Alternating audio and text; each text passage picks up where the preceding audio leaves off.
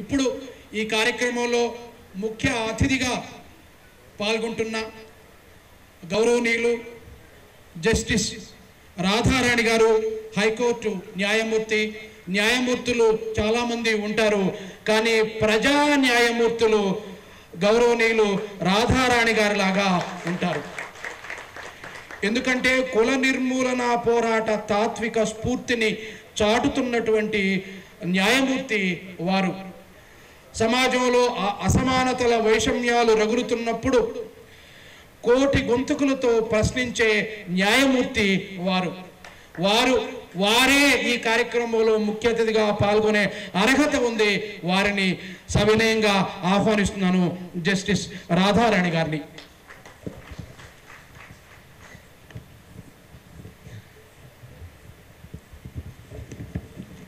వేదిక మీద పెద్దలు, ఈ సుద్దాల ఫౌండేషన్ వ్యవస్థాపక అధ్యక్షులు డాక్టర్ సుద్దాల అశోక్ తేజ గారు, ఈ కార్యక్రమానికి ఈ సభాధ్యక్షులు డాక్టర్ కోయి కోటేశ్వరరావు గారు, వేదిక మీద ఉన్న ఉస్మానియా విశ్వవిద్యాలయం తెలుగు శాఖ అధ్యక్షులు ప్రొఫెసర్ చింతకింద కాసిం గారు, ప్రముఖ రచయిత్రి అయినంపూడి శ్రీలక్ష్మి గారు, ప్రజానటులు నిర్మాత దర్శకులు శ్రీ ఆర్ నారాయణమూర్తి గారు, భూపతి వెంకటేశ్వర్లు గారు, సుద్దాల సుధాకర్ తేజ గారు, వేదిక మీద పెద్దలు అందరికీ కూడా నా నమస్కారాలు.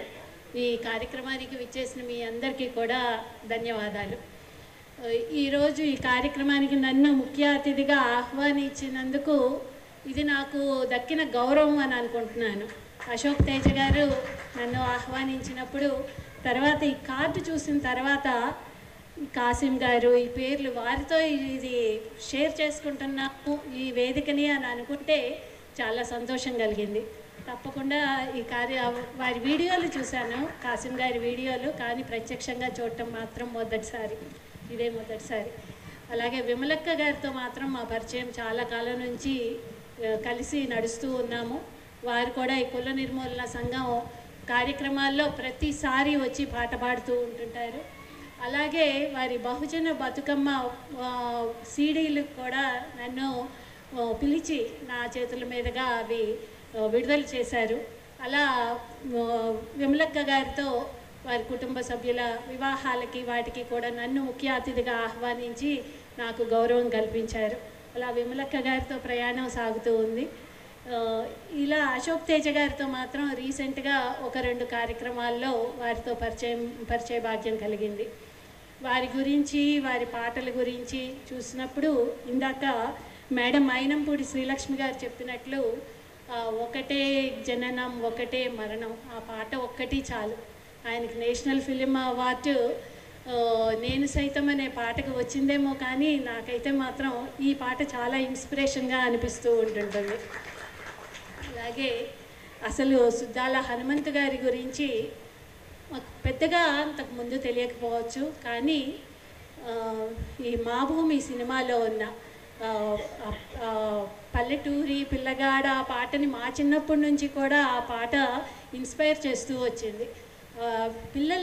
పిల్లల్ని వెట్టి చాకరీకి గురి అవుతూ జీతగాళ్ళుగా పాలెగాళ్ళుగా వాళ్ళ జీవితాలన్నీ ఎలా నాశనమైపోతున్నాయో పాట ద్వారా ఇన్స్పైర్ చేసి ప్రజల్ని ఇన్స్పైర్ చేసిన పెద్ద కవి. పాటకి పీయడం అంటే ఇదే. ఈ వేదిక మీద ఇటు ఒక్క పాట అటు ఒక్క పాట, ఈ వేదిక మీద పాటకే పట్టం కట్టారు.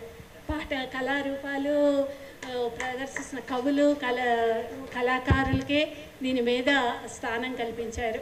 అలా ఇంతమంది చక్కగా మాట్లాడగలిగిన కవులు రచయితలు వీళ్ళందరి మధ్య మాకు మాటలు రావు. మేము జడ్జిమెంట్లు రాసుకోవటం తప్పితే మాకు మాటలు చెప్పటం అన్నది చేత కాదు. కానీ ఇందాక కాసిం గారు చెప్పినట్లే నా చిన్నతనంలో కూడా ఈ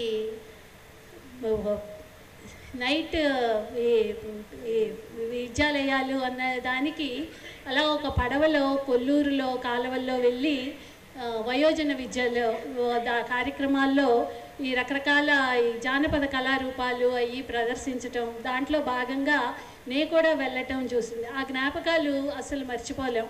ఆ నైట్ టైము వెన్నెల్లో ఆ చిన్న పడవ ప్రయాణం చేసి ఒక చిన్న పల్లెటూరికి వెళ్ళి అక్కడ ఈ కొల్లూరు లంకలు ఆ గ్రామాల్లో ఒక స్కూల్లో ఒక దానికి అక్కడ భోజనాలు ఏర్పాటు చేసి అక్కడి కళారూపాలు ప్రదర్శిస్తూ ఉంటే చూస్తూ ఉంటే ఆ జ్ఞాపకాలు అలా ఒక మధురమైన జ్ఞాపకాల్లాగా మిగిలిపోతున్నాయి. స్ట్రీట్ ప్లేస్ అన్నవి కూడా ఇందాక పిల్లలు ప్రదర్శించారు మన చరిత్ర చెప్తూ, అలాంటి స్ట్రీట్ ప్లేస్ అన్నవి కూడా చాలా ప్రభావంగా ఉండేవి. ఈ బుర్రకథలు మాది తెనాలి, ఆ తెనాల్లో బుర్రకథలు అవి కూడా బాగా చెప్తూ ఉండేవాళ్ళు. పండగలు ఈ టైంలో పందిర్లు వేసి ఆ పందిర్ల కింద బుర్రకథలు అవి చెప్తూ ఉంటే వింటూ ఉండేవాళ్ళం. ఇలాంటి కళారూపాలు ప్రజల్ని చాలా కూర్చోబెడతాయి, ఆలోచింపచేస్తాయి.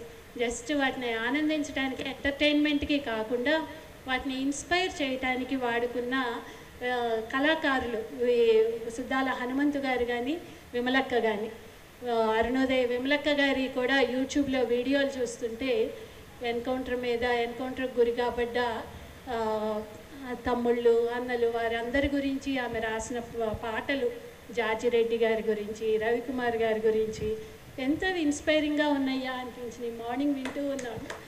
అవి అసలు వీరి గురించి ఈరోజు ఉన్నాయి అంటే వారి గురించి తెలుసుకుందాం అని చెప్పి కొంచెం సెర్చ్ చేసి చూస్తే ఈ యూట్యూబ్లో ఆ వీడియోలు కనిపిస్తే అవి చూస్తూ ఉంటే జార్జిరెడ్డి గారి పాటల గురించి రాసిన పాటలు కానీ చాలా ఇన్స్పైరింగ్గా ఉన్నాయి.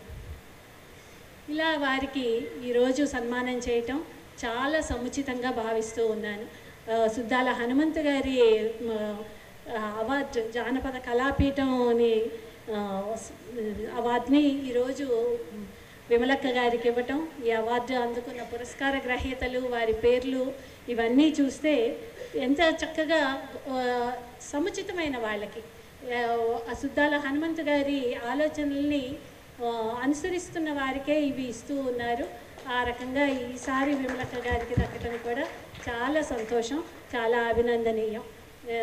మీ అందరికీ కూడా నన్ను కూడా ఈ కార్యక్రమాన్ని గౌరవించినందుకు నా కృతజ్ఞతలు తెలుపుకుంటూ, ఈ కార్యక్రమం వారి బంధుమిత్రులు, వారి చెల్లెలు మొదట ప్రార్థనా గీతం ఎంత చక్కగా పాడారో పిల్లలందరికీ కూడా అలవాటు చేస్తూ వారి తమ్ముడు పిల్లల్ని, మీ కుటుంబ సభ్యుల్ని అందరినీ ప్రోత్సహిస్తూ తర్వాత ఈ కార్యక్రమాలను కొనసాగించేటట్లు వారందరినీ తయారు చేస్తూ మమ్మల్ని కూడా ఆ కుటుంబంలో భాగస్వామ్యం చేసినందుకు అశోక్ తేజ గారికి కృతజ్ఞతలు చెప్పుకుంటూ సెలవు తీసుకుంటూ ఉన్నాం.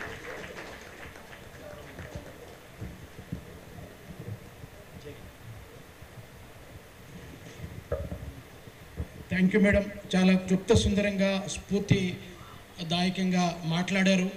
మీరు న్యాయమూర్తిగా ఉంటూనే మీరు యూట్యూబ్లో ప్రసంగాలు, పాటలు, ప్రజా సాహిత్యం వింటున్నారంటే ఎంత జ్ఞానం పట్ల ఎంత అప్డేట్గా ఉన్నారో, మిగతా వాళ్ళు ఎలా అప్డేట్గా ఉండాలో మీ ప్రసంగం ద్వారా తెలిసింది.